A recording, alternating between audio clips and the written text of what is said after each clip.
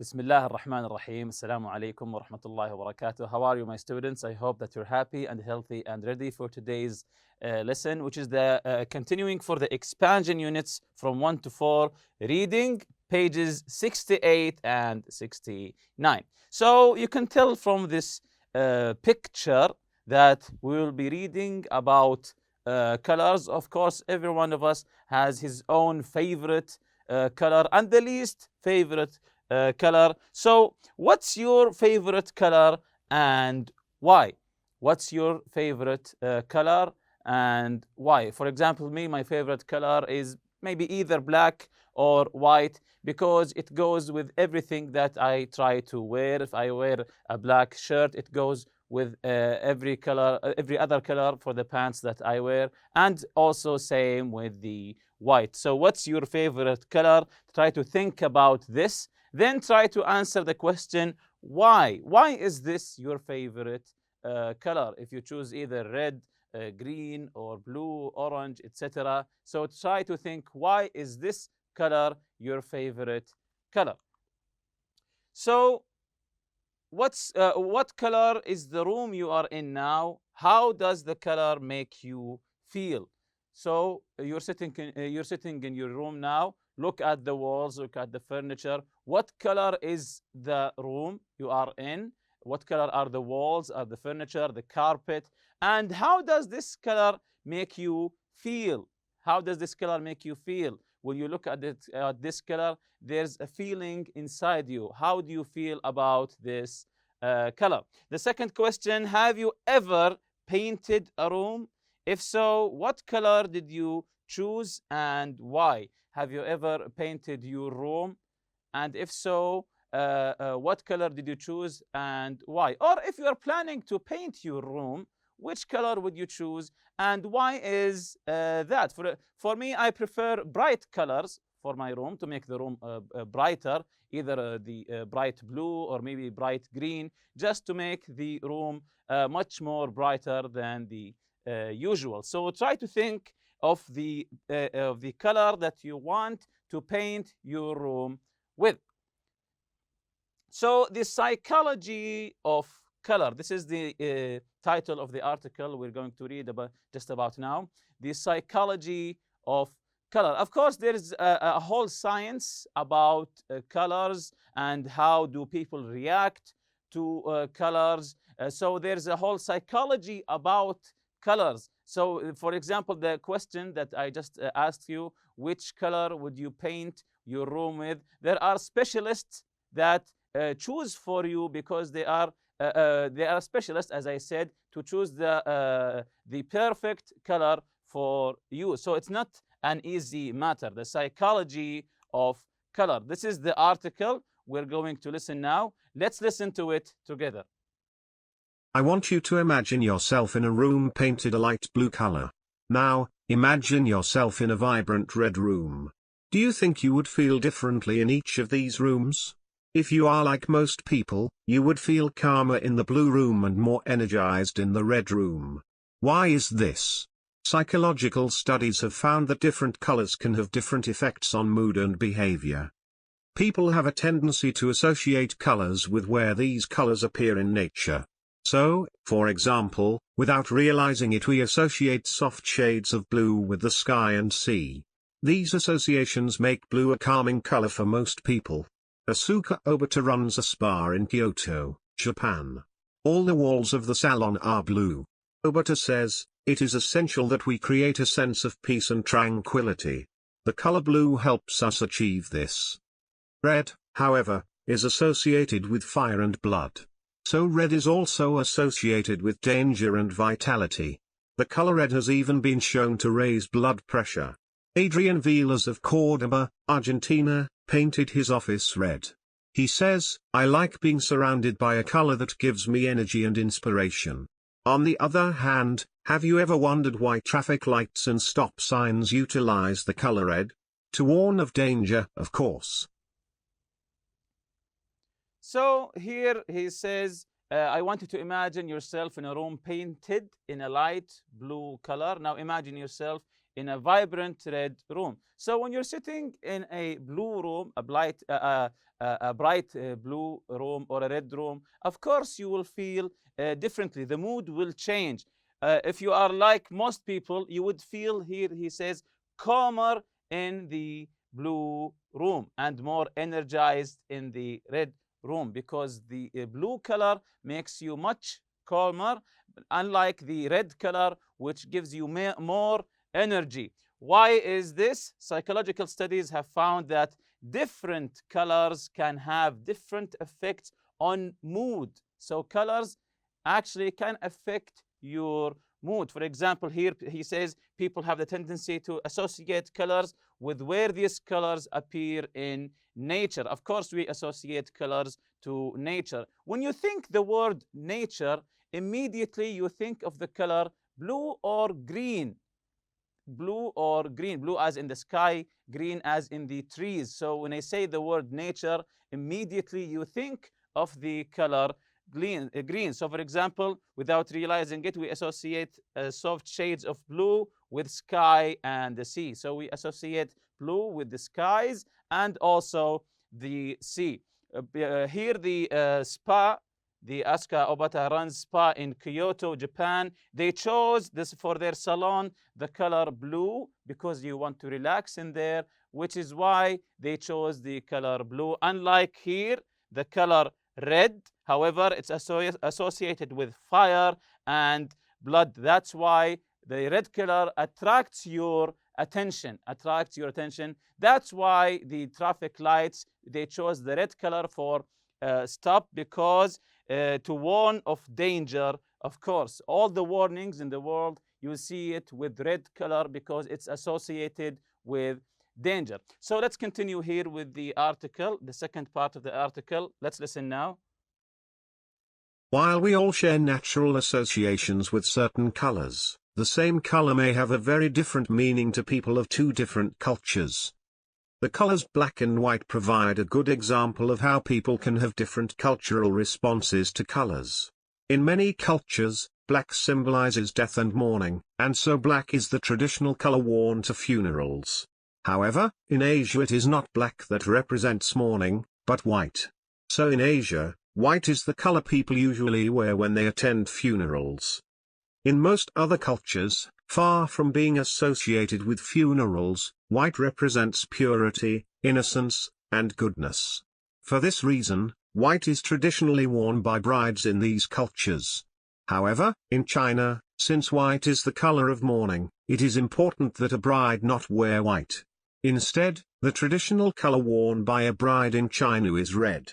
In Chinese culture, red represents happiness and good luck, and so Chinese celebrations are full of red. During the Chinese New Year, people prefer wearing red to any other color, and older family members give money in red envelopes to younger members of the family. So here in this article, they're talking about the white and black colors. When people go to funerals, they wear the black color to show their sadness. This is unlike in Asian cultures where they wear the white color for the funerals. Here they say black symbolizes death and mourning. That's why most cultures in the world, when they go to funerals, they wear the black color. Unlike in Asia, it is not black that represents mourning. It is white is the color people usually to wear when they attend funerals. In most other cultures, far from being associated with funerals, white represents purity, innocence, and goodness. When you think the color white, you instantly think with purity and goodness. You think positive thoughts. For this reason, white is traditionally worn by brides. That's why brides usually wear the color white, because it represents goodness and purity. In those cultures, however, in China, since white is the color of mourning and funerals, it is important that the bride don't wear white. Instead, the traditional color worn by a bride in China is red. So, because in Asia, especially in China, they wear white to funerals. In the wedding, the bride wears red. In Chinese culture, red represents happiness and good luck. Red represents happiness and good luck. And so Chinese celebrations are full of red during the Chinese New Year. People prefer wearing red to any other color, and older family members give money in red envelopes to younger members of the family. Also, the Chinese flag is in the color red. So in China, it's different there. The white is for the funerals. The red is the red color represents the happiness. In their happy meetings, they give each other money in red envelopes. Let's continue with this article, the last part of the article. Clearly, the way we respond to color is a complicated business. You may think you are choosing a red shirt just because you like the color. But the truth is, you are probably responding to it based on what your brain, the environment, and your culture tell you about the color. So here, this is the conclusion. Clearly, the way we respond to color is complicated business. That's, as I said before, there's a whole science to how do we respond to different colors. It's a complicated business. It's not an easy one.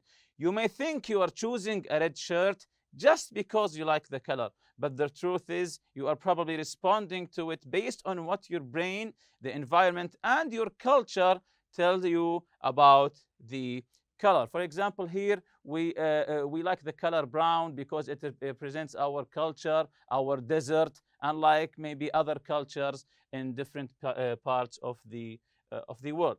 So here are some words like people often occur in families. Again, words, just like people, words have families. Often occur in families. Words are related to each other because they come from a common root. So each words come from the same root, and words have family. So here is, you see in this chart, we have the nouns and the verbs. Try to write the correct word in the correct place. For example, let's answer the first one together. The noun is energy, and the verb from this noun is, yes, that's correct. It's energize.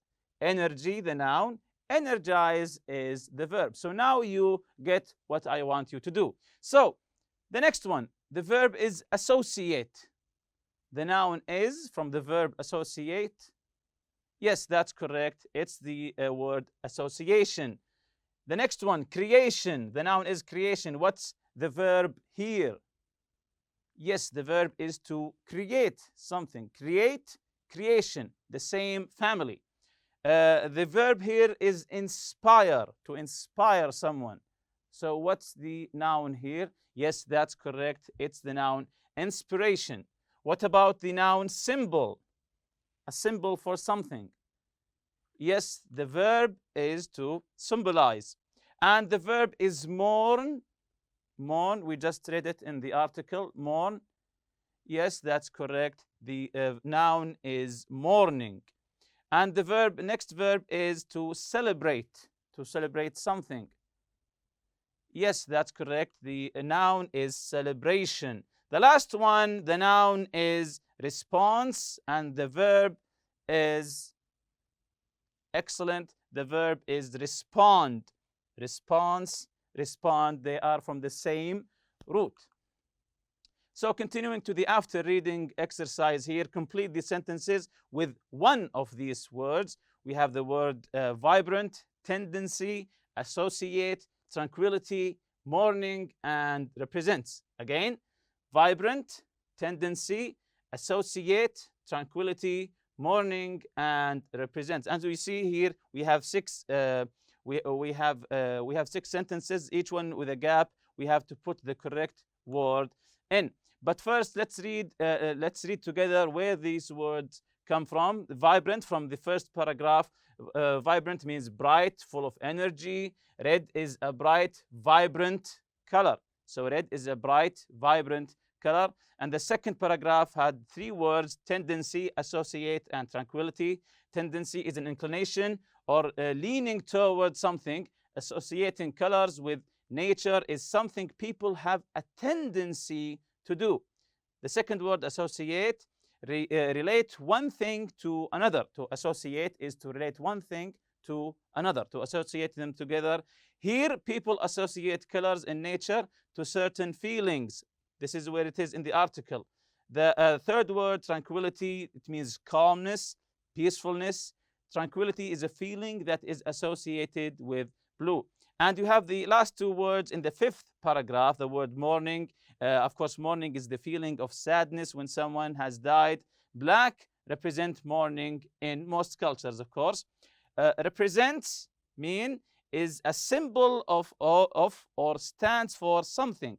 Represents is a symbol of or stands for something. Here, black represents death.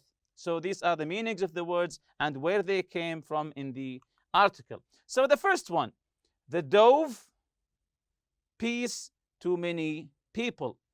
The dove, peace to many people. Yes, the dove represents peace to many people. It's a symbol for peace. She was in after her friend died.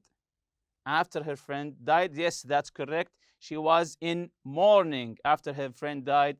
She has to talk too loudly when she's on her cell phone. Excellent. She has a tendency to talk too loudly when she's on her cell phone. Number 4, the colors in this painting are so that it hurts my eyes. Yes, so vibrant, so bright that it hurts my eyes. I love the park in the early morning. Yes, I love the tranquility of the park in the early morning. And last one, number 6, after a while, the students learn to Wednesday with exams. Yes, to associate Wednesday with exams. So here after reading the B exercise, answer the questions. The first one, where do the colors blue and red appear in nature? Look around you in nature. Where do the colors blue and red appear in nature? Yes, the color blue appears in the sky and the sea. The color red appears in fire and blood. Number 2, how do most people respond to the colors red and blue? How do most people respond to the colors red and blue? Yes, that's correct. Blue is a calming color. Blue makes you calm down. Unlike the red, it's an energizing color. It's an energizing color. Number 3, what does the color white represent in most cultures? In most cultures, not all cultures, no, most cultures, the color white, what does it represent? Okay, let's see together.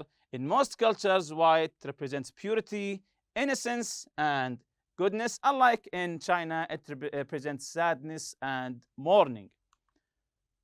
Question number 4, why must a bride not wear white in China? Why must a bride not wear white in China? I just answered that. Yes, that's correct. In China, white is the color of mourning because white in China is the color of sadness, of death, of mourning. That's why the bride doesn't wear white in China. What does the color red represent to the Chinese? When do the Chinese wear red? So the color red, what does it represent for the Chinese culture, for the Chinese people? When do the Chinese wear red? Yes, that's correct. In Chinese culture, red represents happiness and good luck. People wear red to celebrate the Chinese New Year. Also, the bride wears red in the Chinese culture. Here is a discussion. This is a chart you have to do by yourself. Write the information in the chart below. Use the chart to discuss colors and their effect on people in groups of 3 or 4. So divide yourselves in groups of 3 and 4 and try to answer this chart together and compare your answer. You are discussing colors here. You write first in the first column, you write the color, where you can find it in nature. When you choose the color, where can you find this color in nature? Where do you see it in nature? How do you feel about this color? This is an important question. When you see this color with your eyes, how do you feel with about this color? Are you at ease, or are you unlike that? What this color represents in your country? What does this color represent in your culture or in your country? So divide yourselves in groups of 3 or 4 and answer this chart. Then compare your answers together. Last here, the cultural note. The culture note, it's regarding the color green. Let's read it together. Green is believed to be an easy color to see and restful for the eyes. And restful for the eyes. That's why in the traffic light, green means go, unlike the red color means stop. At one point in the US classroom, blackboards were changed to green boards. People thought it was easier to see the white chalk on the green board. So now some classes have green boards instead of black boards. Street and highway signs in the US often have a green background with white letters. When you see signs in the US, they have green backgrounds with white letters. There have also been interesting experiments with children who have difficulty reading. Researchers have found that putting a transparent green overlay on top of what the child is reading often improves comprehension. They believe the reason for this is that for some children, the white background is too reflective, and this makes it difficult for them to see the black letters. So they saw that when you put a green background and a white writing, it makes it much easier for the child to read and also to comprehend and understand. And with that, we reach the end of this lesson. Thank you for listening. See you next lesson, inshallah. سبحانك اللهم وبحمدك أشهد أن لا إله إلا أنت أستغفرك وأتوب إليك. السلام عليكم.